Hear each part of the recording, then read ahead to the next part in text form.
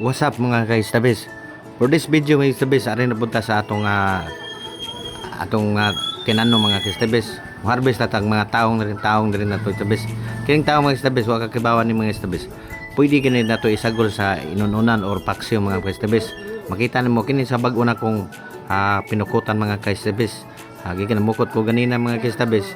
Kumuharvest ka din diri sa ato sa mga taong na to. Mano siya eggplant mga ka-istabis.